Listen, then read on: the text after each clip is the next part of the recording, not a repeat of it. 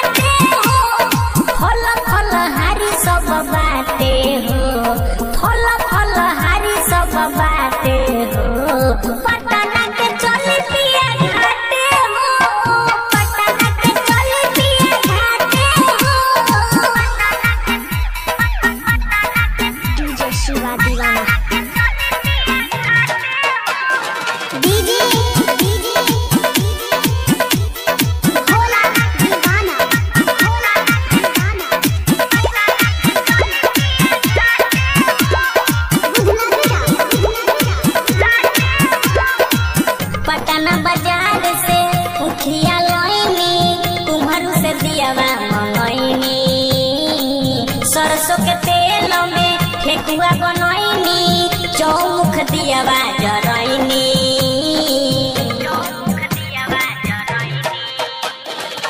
पटना बाजार से उखिया लैनी, कुम्हरू से दियावा मंगैनी। सरसों के तेल में ठेकुआ बनैनी, चौमुख दियावा जरैनी।